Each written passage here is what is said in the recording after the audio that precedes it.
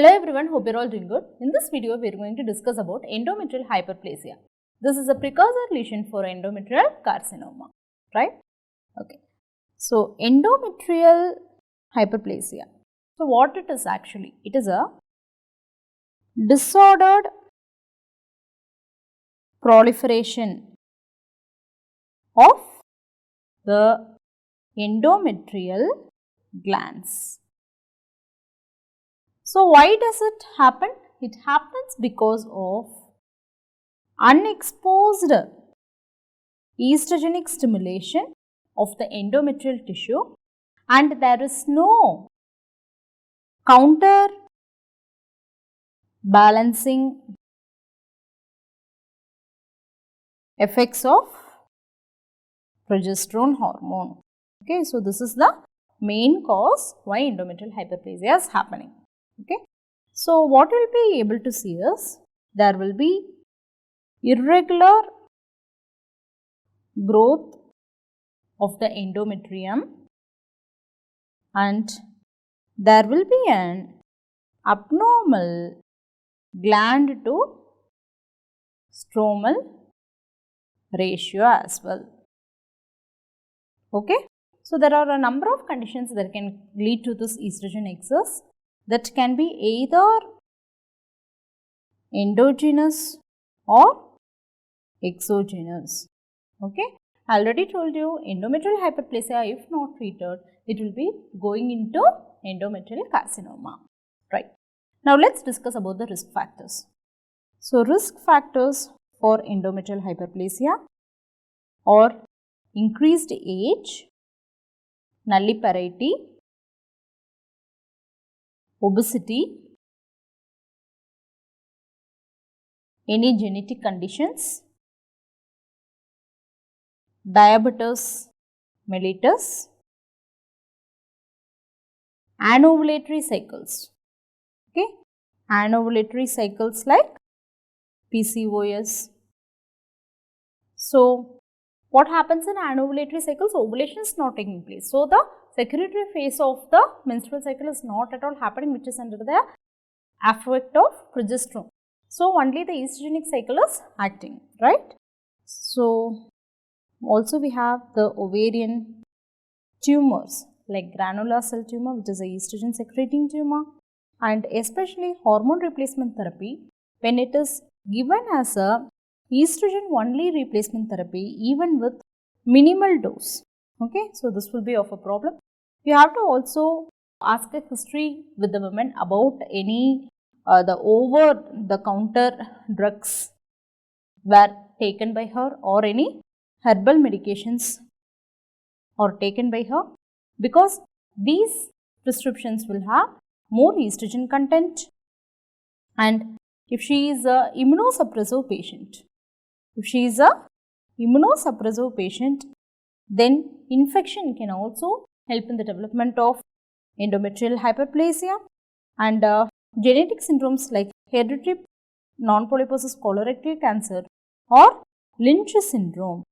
Okay, so these are the people who are having a high risk to develop endometrial hyperplasia as well as endometrial carcinoma, right? Now, let's see how endometrial hyperplasia is classified. Endometrial hyperplasia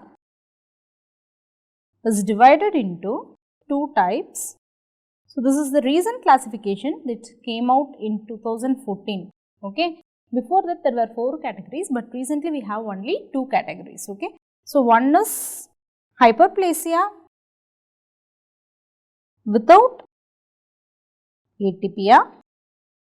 Next one is hyperplasia with atypia or atypical hyperplasia, or also it is known as endometrial intraepithelial neoplasia. Okay, yes. Now let's discuss how will be the histopathology in these conditions. Okay, so histopathology. So in normal menstrual cycle, how it will be? We have 28 days of a cycle, and in that day 14 is usually considered as a day of ovulation, right? the first half of the cycle is going to be proliferative phase in case of uterine cycle and follicular phase in case of ovarian cycle.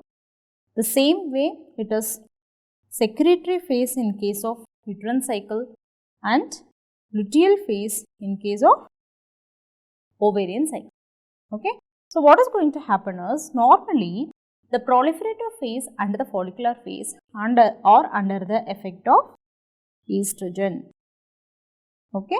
So, usually there will be no glandular clouding or there will be no increase in the gland to stoma ratio also. So, gland to stoma ratio normally will be less than 50%. Okay. Whereas, in the secretory or luteal phase, which is under the effect of progesterone, there will be minimal crowding and a small increase, very small increase in the gland to stoma ratio.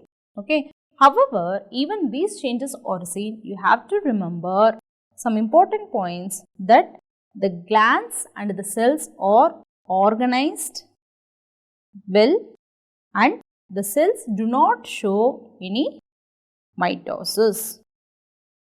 Clear? Right. Now, what happens in endometrial hyperplasia without atypia?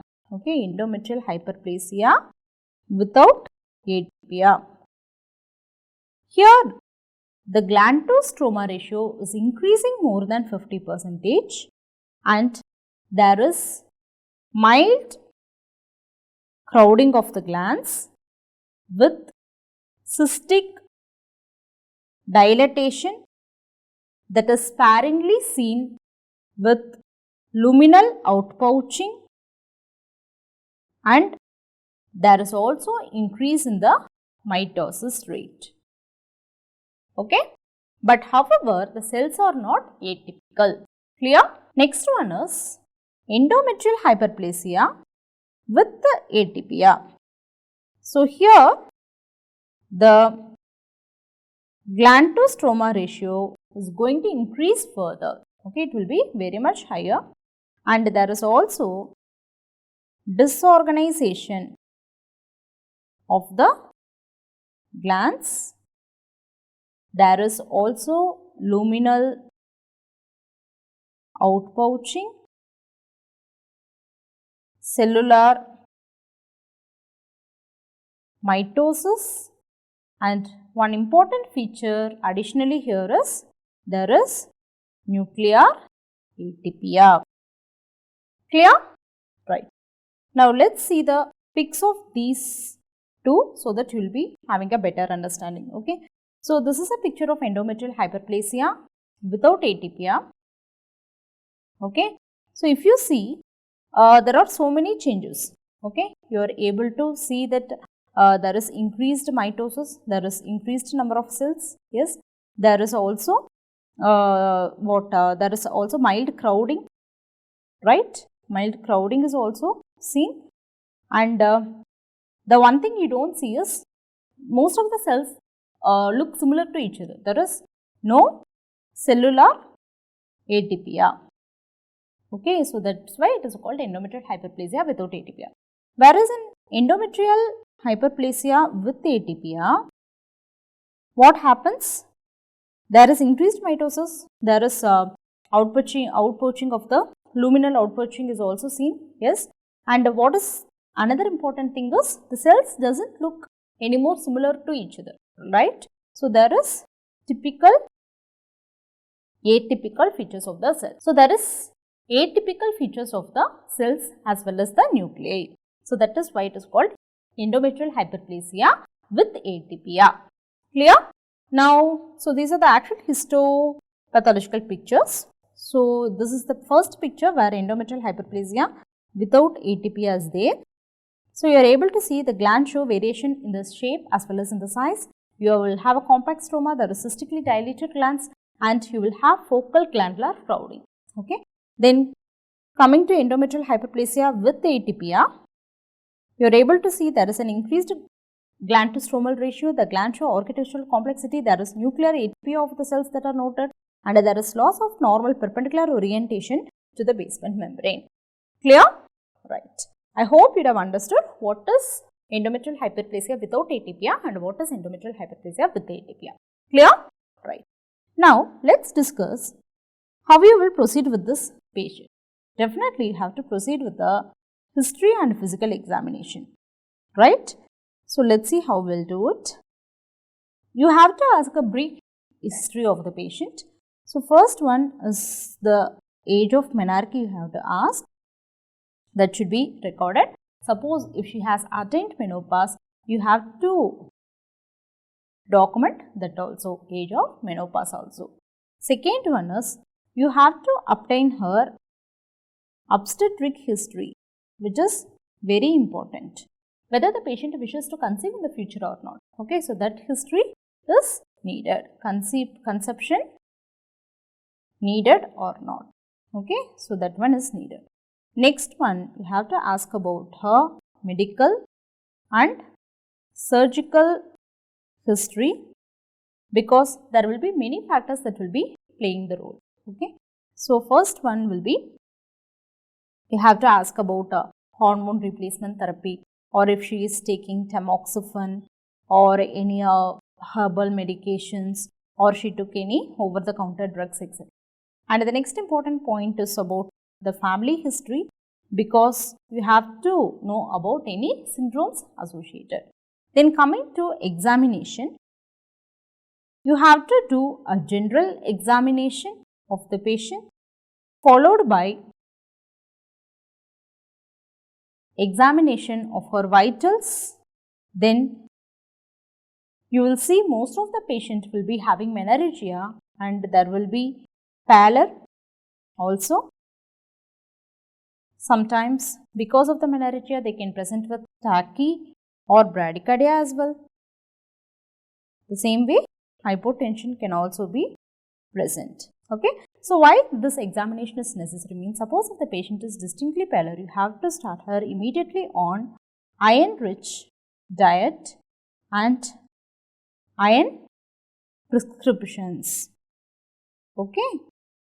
Since this syndrome is associated, that is this endometrial hyperplasia can be associated with genetic syndromes, an examination of the breast should also be offered to the patient, taking this an opportunity to rule out breast carcinoma also. Okay. And then we have to do a per-abdomen examination to look for any previous scars or abdominal lump. Okay. Abdominal lump can be a coexisting fibroid or an ovarian cyst, like that. Okay. Then careful local examination should be done to rule out any cervical or vulval or ovarian pathology, etc. Okay. And remember to perform a bimanual examination as well, so that you will be able to assess the size of the uterus, ovaries, and if any content is present in the pouch of Douglas leg. Clear? Right. Next one, what we are going to do is, we are going to study how to evaluate these patients. See, for the beginning of endometrial hyperplasia evaluation, again have to start pap smear, because sometimes in pap smear itself you will get abnormal or atypical endometrial cells, or even any abnormal glandular cells also can be seen. Clear? Right. Now, one of the most important investigation that we will be offering these patients is, yes, very good, it is transvaginal ultrasonogram. So, how much significance is this? So, the cutoff value we keep for premenopausal women is less than 7 millimeter, and below 7 millimeter of thickness there were no cases of endometrial hyperplasia was discovered. Suppose if it is more than 7 millimeter, you have to offer her endometrial biopsy. Okay. The similar way, in a postmenopausal woman, in a postmenopausal woman, if she presents with postmenopausal bleeding, that time itself you have to offer her a transvaginal ultrasonogram, and it may show an increased endometrial thickness or irregular endometrium. Okay. Here the cutoff value for postmenopausal women is less than 4 mm. So, when it is less than 4 mm, the chance of developing endometrial hyperplasia is very less. Suppose if it is more than 4 mm or if there is a irregular endometrium, then definitely you have to offer her an endometrial biopsy. Okay. And also you have to remember, in women who are taking tamoxifen or who are on hormone replacement therapy, the cutoff is increased up to 5 millimeter. Okay. So, what are the other investigations we can have to evaluate this woman? So, the other investigations we can offer them can include a sonohysterography, office hysteroscopy, or an endometrial biopsy. Okay. Suppose if I give you a patient, I tell you she was asymptomatic, okay, and she was a post-menopausal woman who came for some other complaint and she was incidentally diagnosed to have an endometrial thickness more than 4 mm. Okay. So, if you ask me, in this case, are we going to evaluate this patient? Means no. Okay. So, definitely this kind of patient doesn't need any further treatment. Clear? Yes. Now, I want to show you the pictures of a normal thickening of endometrium in a longitudinal view that is seen in the menstrual phase as well as in the late proliferative phase. In the menstrual phase, the AT will be usually between 2 to 4 mm. You are able to see the white line here, right? So, this white line is the endometrial thickness. Okay, so this is usually between 2 to 4 mm during the menstrual phase. And in the late proliferative phase, there is endometrial thickness, but it will be less than 11 millimeter. Okay, and it will be called as trilaminar triple layer appearance because you are able to see a. So, here if you see, there is a central hyperechoic line that is surrounded by a hypoechoic middle zone and a hyperechoic basilar layer. Clear? So, this is in the late proliferative women and this is usually in the menstruating women, means a premenopausal women. Okay. So, normally how will be the endometrial thickness, that I wanted to show you. Okay. Now, this is an increased endometrial thickness. Are you able to see? Okay. So, the thickness is extending here to here. Okay. So, see how much difference you have when comparing to this thickness, which will be the maximum thickness that will be seen in the late proliferative stage. Okay. But here the thickness is much more. Okay. So, this is how the endometrial thickness will be measured. Okay. Right. Now, coming to endometrial biopsy.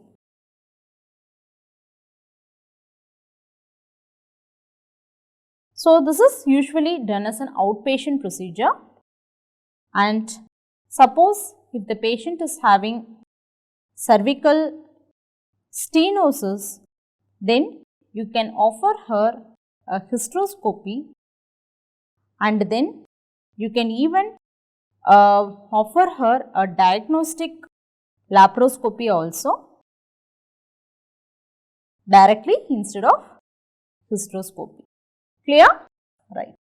Now, let us discuss about the management of these patients.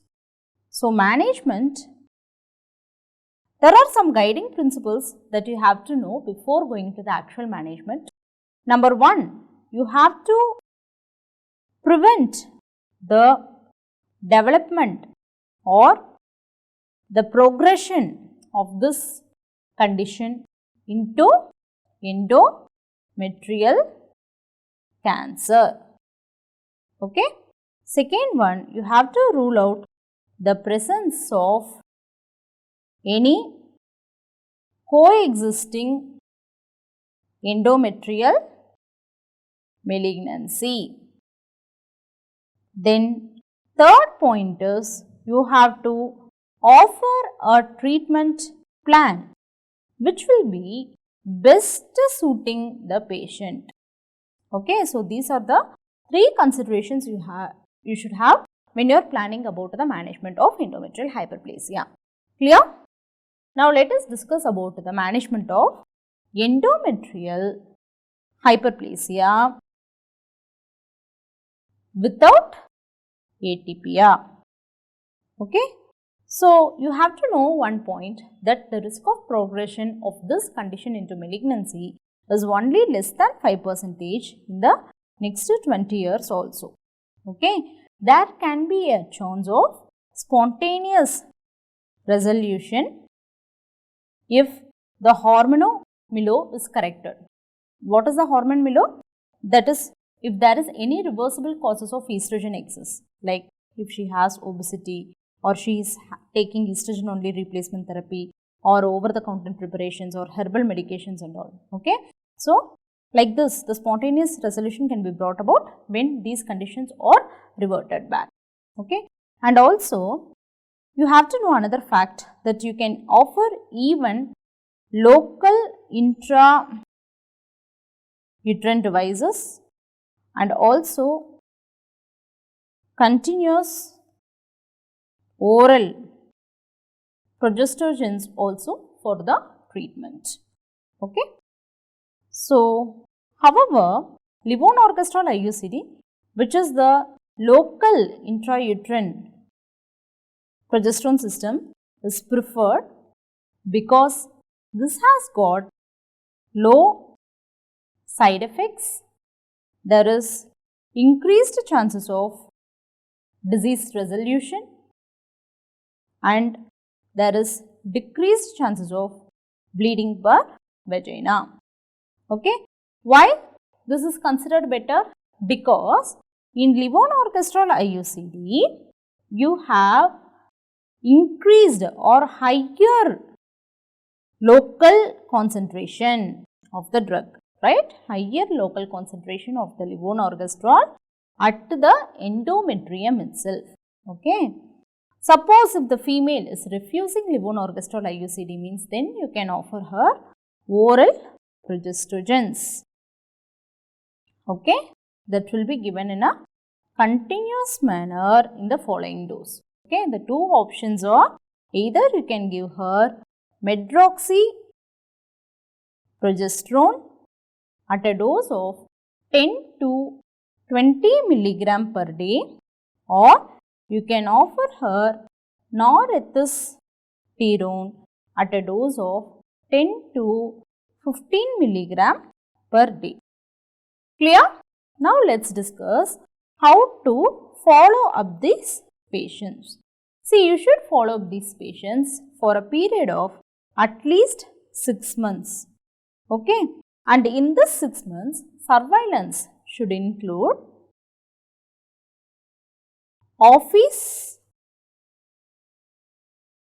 endometrial biopsy. Okay. And office endometrial biopsy is not recommended every month, it is recommended every 6 monthly. Okay. You can discharge the patient after you get any 2 consecutive 6 monthly biopsies as negative. Clear? Right. Suppose if the woman is having a high BMI, say a BMI is more than 35, then who are at a much higher risk when compared to their other population, should be advised for annual follow-up even after that. Clear? Right. Now, let's discuss about the management of endometrial intraepithelial neoplasia or hyperplasia with atypia. Okay. So, here there is high risk of progression to endometrial cancer. Okay. Then consider the risk of progression to endometrial carcinoma, especially endometrial adenocarcinoma. Most commonly, these people are offered a total hysterectomy, and for this, a minimally invasive procedure like a laparoscopic procedure can be preferred, and postmenopausal women who was diagnosed with endometrial intraepithelial neoplasia or atypical hyperplasia can be even offered bilateral salpingo-oophorectomy. Suppose if the woman is premenopausal woman, then decision should be individualized depending upon her needs. But however, other conservative surgeries are not recommended, and the woman should be carefully counseled about the various risks involved with this condition. Okay.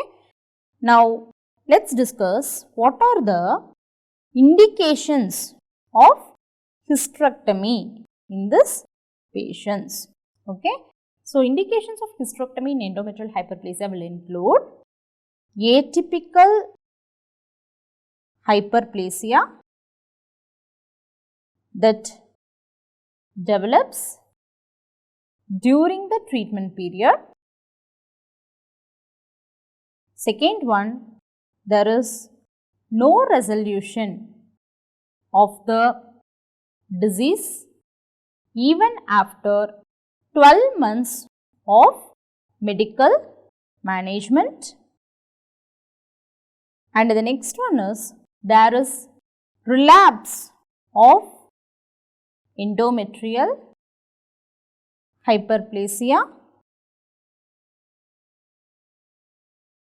or there is non-resolution of the bleeding that is occurring, and also if the patient is non-compliant, a non-compliant patient whom you think she may not turn up for regular follow-up or surveillance. Okay, so in all these cases, hysterectomy is indicated. Okay, so when there is atypical hyperplasia, when there is no resolution of the disease, even when you have treated it medically by giving drugs for 12 months, there is relapse of endometrial hyperplasia again after medical management, there is non-resolution of the bleeding or the patient is non-compliant. Clear? Right. And apart from hysterectomy, other procedures like endometrial ablation or a supracervical hysterectomy are all not recommended. Clear? And also in people who are taking tamoxifen, they should be told about the risks of developing endometrial hyperplasia as well as endometrial carcinoma. Okay. Suppose if they are presenting with vaginal bleeding or any discharge PV, she should be managed accordingly, right? And also in certain women who are taking aromatase inhibitors like anastrozole or letrozole, like that, they should be informed about the same thing. Okay, right. And the next important point is about your hormone replacement therapy and endometrial hyperplasia.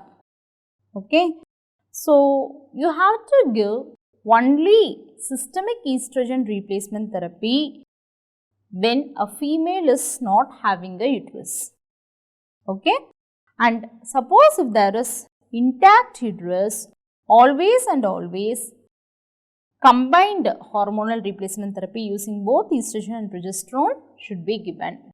Okay. Now, let us also discuss some of the differential diagnoses of this condition. One is endometrial cancer. You have to confirm it with a histopathological examination. Then It can be an endometrial polyp also. Okay. So, you can go for a hysteroscopy that will help you in both diagnosis as well as management. And the third condition is endometritis. Okay, if she has an irregular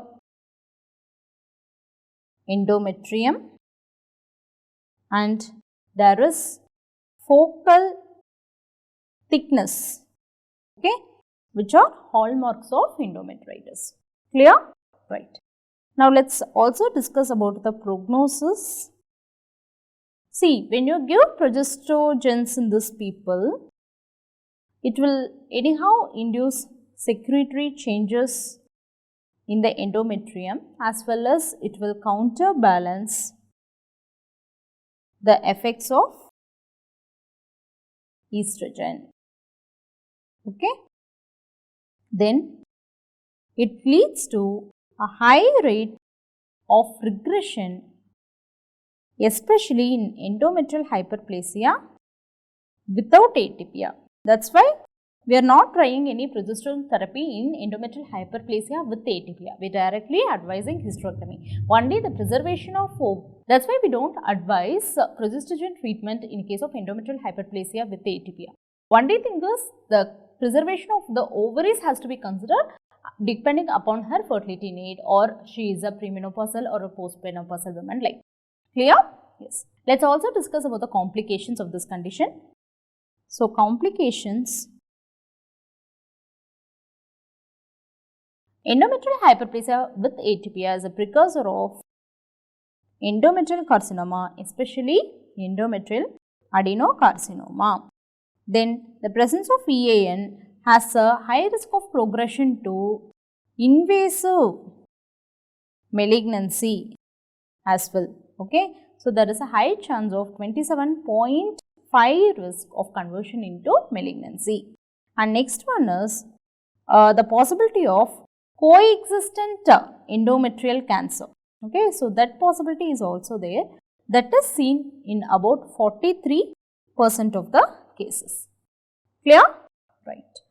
Now, let us see the summary of the management of endometrial hyperplasia. Okay. So, the management of endometrial hyperplasia, you have to divide it either into endometrial hyperplasia without atypia or an atypical endometrial hyperplasia. And if she is an endometrial hyperplasia without atypia, you have to check the other risk factors like levonorgestrel, IUCT can be given as a first line, oral progestogens can be given as a second line for this patient. Okay. And then after doing this, you have to advise endometrial hyperplasia without atypia means you have to advise her biopsy for 6 months, and if she is with the atypia means you have to advise her biopsy to be taken at 3 monthly interval. Okay. Then depending upon the regression or persistence or any progression of the disease, you will be considering her further management. Suppose if the disease regresses, then you have to see levonorgestrel, IUCT can be given for next 5 years, and oral progestogens are given means you have to stop it after 6 months. Then you have to offer her total hysterectomy with BSO if it is continuing even after that time. Okay. You have to arrange follow-up, that is medical management has to be done. If the BMI is less than 35 means 2 consecutive negative endometrial biopsies at 6 monthly intervals, then you can discharge her. Suppose her BMI is more than 35 or she is treated with oral progestogen means that time you have to take 2 consecutive negative biopsies at 6 monthly intervals should be negative, but even then after that you have to offer her annual endometrial biopsy. Clear? Then atypical hyperplasia means 2 consecutive negative endometrial biopsies that are taken at 3 monthly intervals should be negative. Then after that you have to follow up her for every 6 to 12 monthly with endometrial biopsy. Okay. If there is relapse, again proceed on with your total hysterectomy and bilateral salpingo-oophorectomy. Clear? Suppose if there is persistence, okay, persistence of the disease, there is no change at all, then you have to review the treatment. If it is endometrial hyperplasia without atypia, then you can start medical treatment if observation is failed, or you can advise her to go for total abdominal hysterectomy with bilateral salpingo-oophorectomy.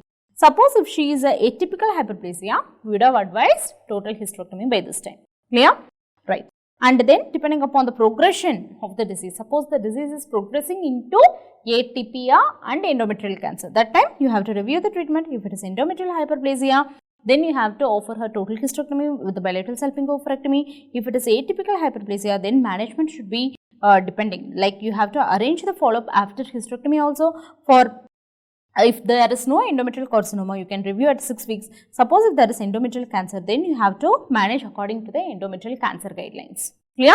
Suppose if she has atypical hyperplasia, your first option will be total hysterectomy with bilateral salpingo-oophorectomy. Okay. Then if suppose family is required or any surgical contraindications are there, in very rare cases, we are not at all going to give it as a first line treatment when there is atypia. Okay. In rare cases, you can even ask her to take for oral progestogens or levonorgestrel IUCD also. Clear? So, this is all about endometrial hyperplasia. I hope I made it very simple. So, this is one of the important update that came in obstetrics and gynecology recently. The follow-up, the management, everything, even the classification has changed recently. So, let's meet in the next video. Until then, take care. Bye-bye. Happy learning. Keep going.